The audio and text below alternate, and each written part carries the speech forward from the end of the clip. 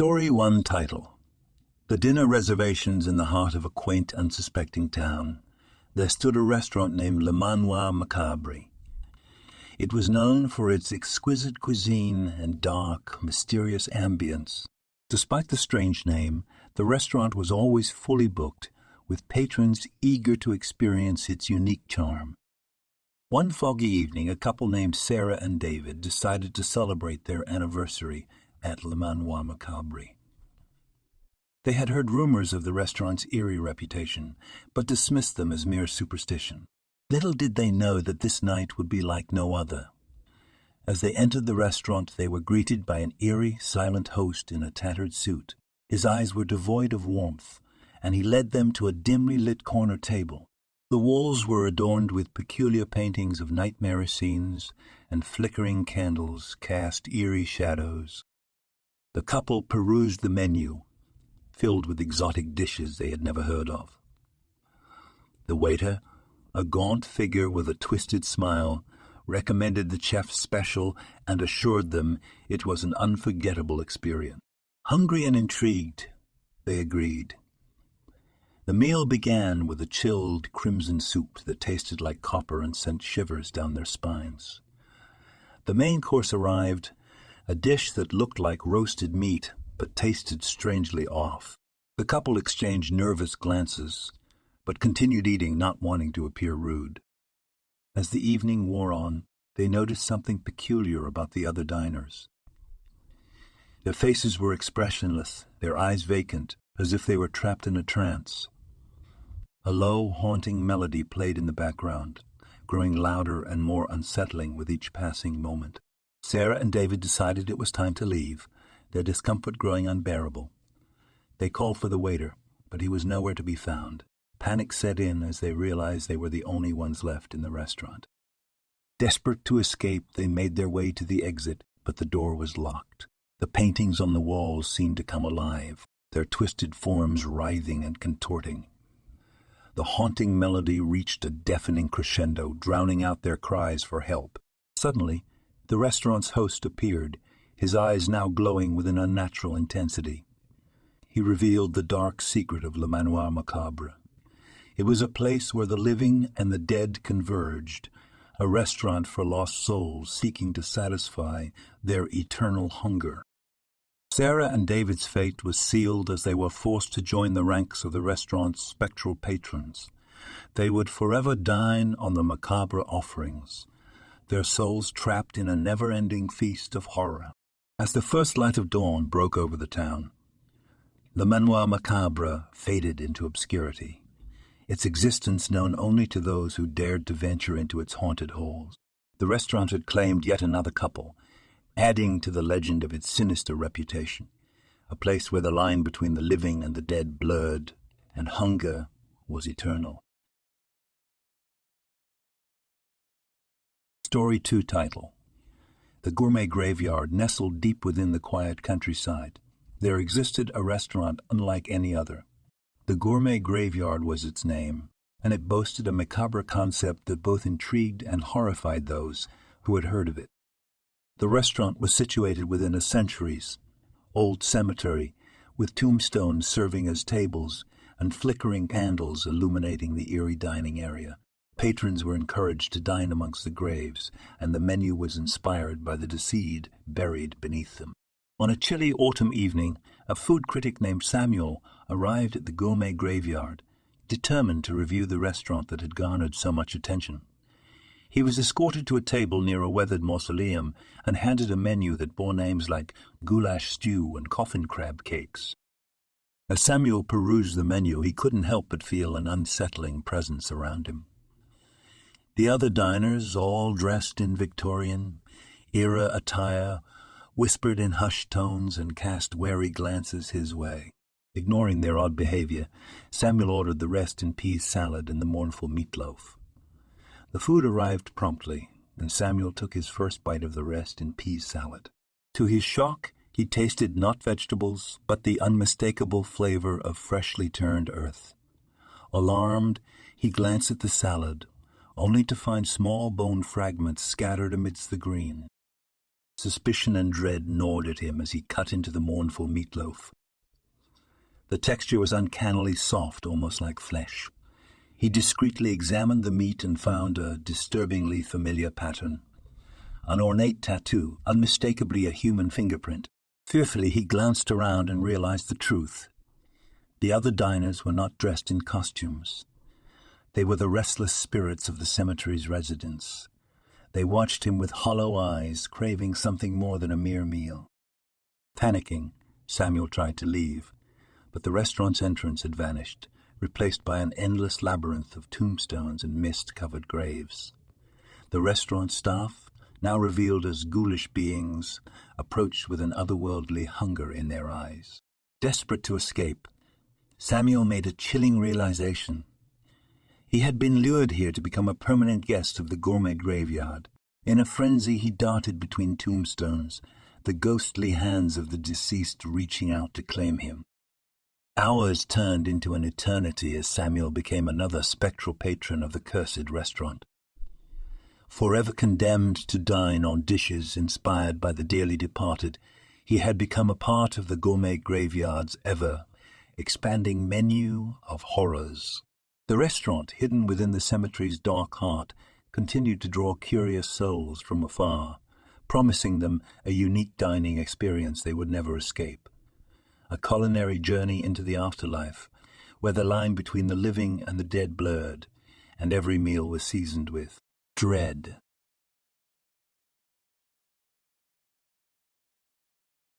Story 3 title. The Eater's Echo in the heart of a sprawling metropolis. There was a restaurant known only as Echoes. It was a place shrouded in mystery. Its exact location whispered among those daring enough to seek out the elusive dining experience it promised. Rumors abounded that Echoes was no ordinary restaurant. It offered diners the chance to taste their darkest fears and deepest regrets. One fateful night, a curious food critic named Amelia received an anonymous invitation to Echoes. Intrigued and apprehensive, she followed a cryptic map that led her through dimly lit alleyways and deserted streets until she stood before an unassuming door. Upon entering, she found herself in a dimly lit, labyrinthine maze of hallways adorned with vintage mirrors. A strange, ambient hum filled the air, as if the very walls whispered secrets. At last she reached the dining room, an elegant chamber bathed in an otherworldly, ethereal glow. Amelia was the sole patron.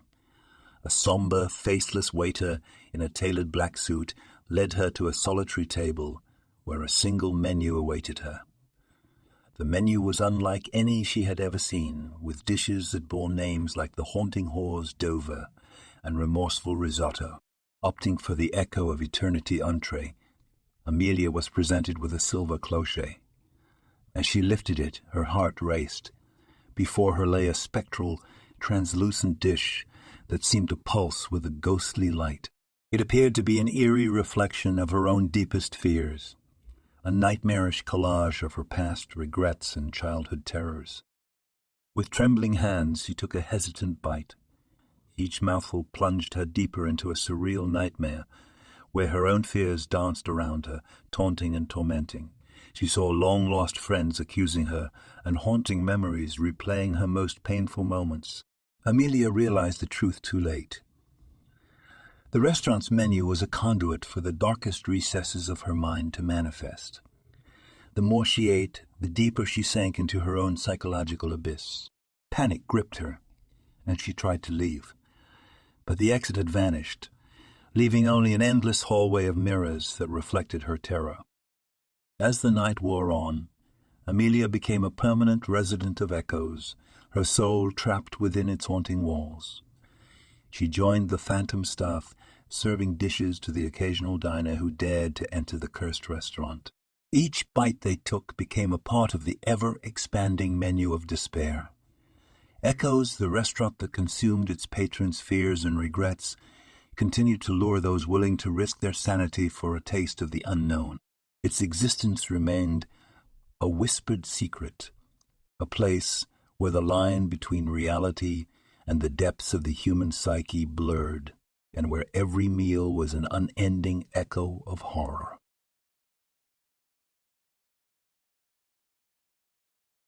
Story 4 title: The Ventriloquist's Feast in the Heart of a Dimly Lit, Forgotten Town. There stood an unassuming restaurant known as the Marionette's Den.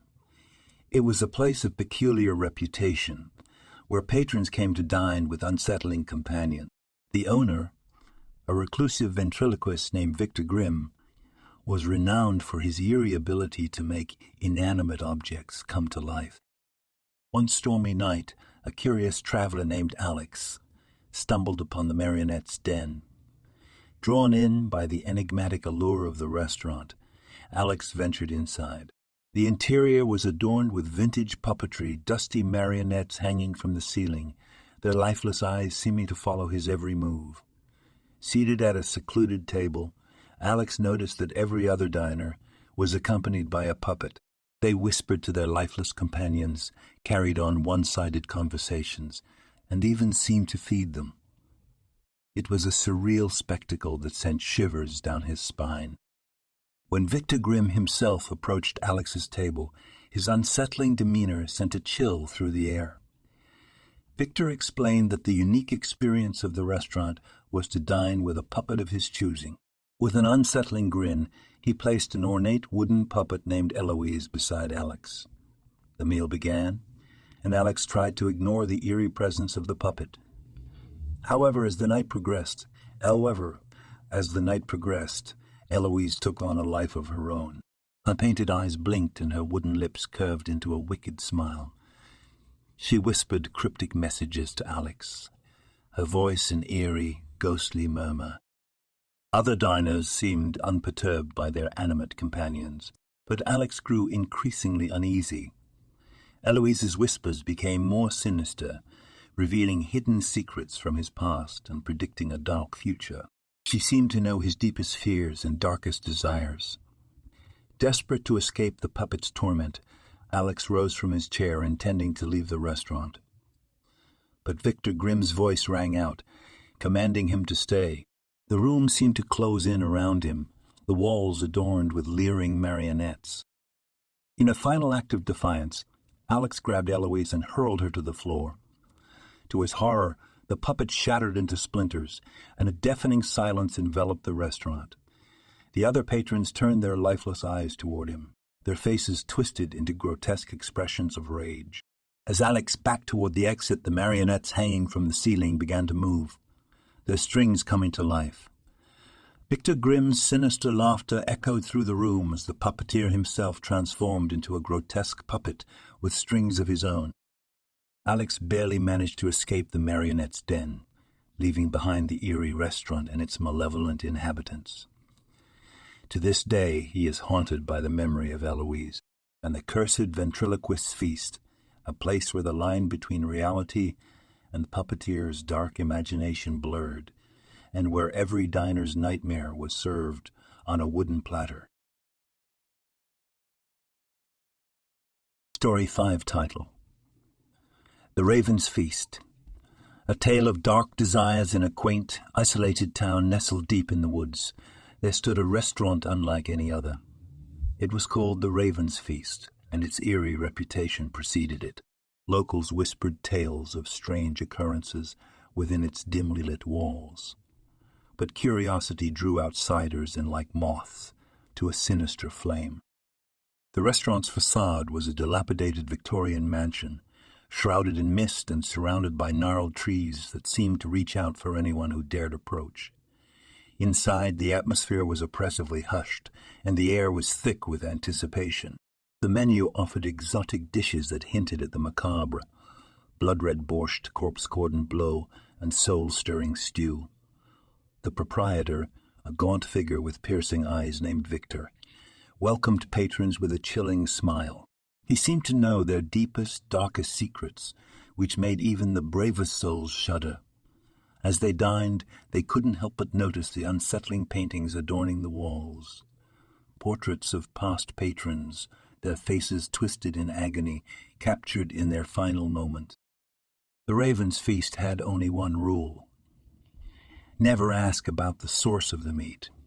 Those who dare to inquire were never seen again, their curious souls perhaps joining the eerie choir of whispers that echoed through the restaurant's dimly lit corridors. One fateful night, a curious traveler named Emily ventured into the Raven's Feast. She couldn't resist the pull of the rumors that had reached her ears. As she savored each grotesque dish, the other patrons seemed oddly familiar. The more she ate, the more she realized their faces resembled those in the haunting portraits. Unable to contain her curiosity any longer, Emily whispered her forbidden question to Victor. His smile widened, revealing rows of sharp, gleaming teeth as he beckoned her closer. With a voice like a serpent's hiss, he confessed, "Our ingredients are special, you see, sourced from the souls of those who dine here." Terror coursed through Emily's veins as she realized the truth. The patrons, the portraits, they were all victims of the Raven's Feast, forever trapped in a cursed cycle of dining and despair. Desperate to escape, Emily fled into the maze-like corridors of the restaurant, but the walls seemed to shift, leading her deeper into the darkness. She could hear the anguished cries of the trapped souls all around her. As her vision blurred, she stumbled upon a hidden chamber filled with ancient books and forbidden tomes. In her frantic search for answers, Emily accidentally triggered an incantation that bound her soul to the Raven's Feast forever. Her screams joined the chorus of misery that echoed through the restaurant, ensuring that she, too, would become another haunting tale of the twisted horrors lurking within the Raven's Feast.